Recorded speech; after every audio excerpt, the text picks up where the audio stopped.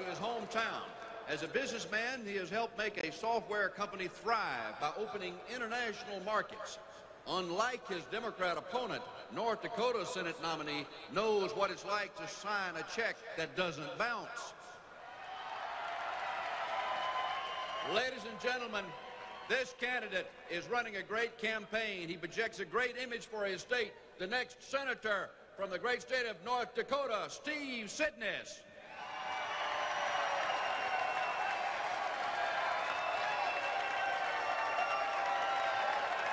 Thank you. Thank you, North Dakota. It's great to be here. I want to share with you the message I've been hearing from my fellow North Dakotans for the past months. From farmers and ranchers, school teachers and small business people, the message is the same. Congress is broken, and to fix it, we have to clean house and Senate. Now, my grandmother had a saying, a new broom sweeps clean. And what this country needs are a bunch of new brooms in Washington.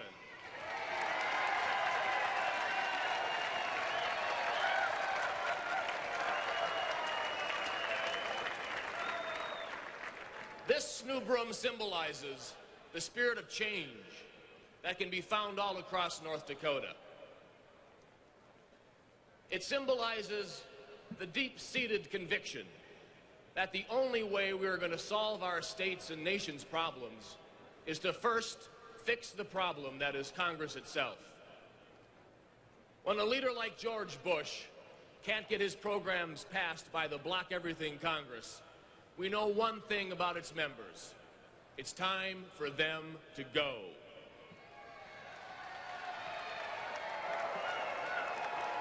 The changes North Dakotans want are straightforward.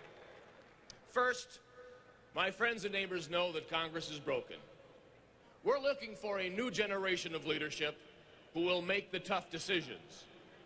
North Dakotans want Congress to live by the laws it passes, like civil rights laws and minimum wage laws. North Dakotans don't want a permanent Congress. Congressional term limits is an idea whose time has come.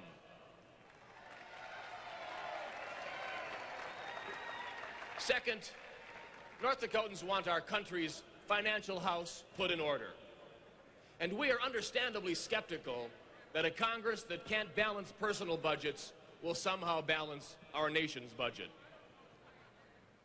We're ready for the tough actions that getting our house in order will take. We want a line-item veto and a balanced budget amendment. And third, we want jobs. Not just for today, but for tomorrow. And at a wage that you can raise a family on. We want jobs for ourselves and our children. You know, North Dakota and rural America have suffered economic trauma in recent years, and this has taken its toll. 2/3 of our college graduates leave North Dakota when they finish school because they can't find jobs in North Dakota. Rural America's pain is real, and its struggle is now.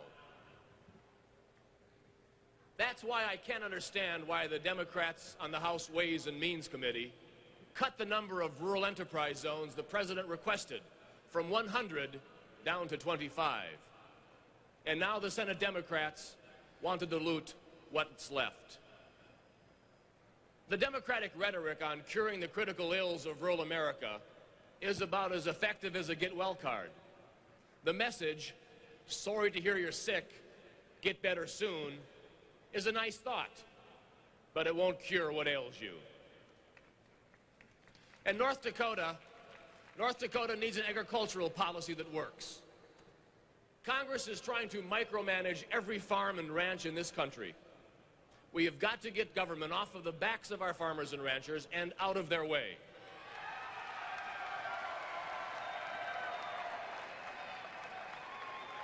In closing, I want to make it very clear to everyone in this hall and to everyone in Congress. Real change in Congress is coming. From my grandmother, a new broom sweeps clean was good advice. From the voters this fall, it's going to be a promise. Thank you very much.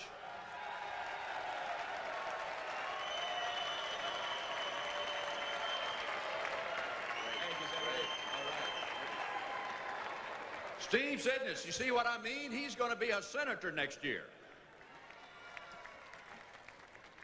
I've got a change for you. I've got some good news from a city.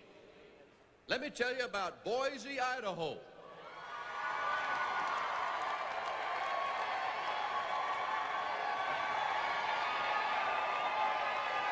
Let me tell you about Boise, Idaho, and particularly about its fine mayor.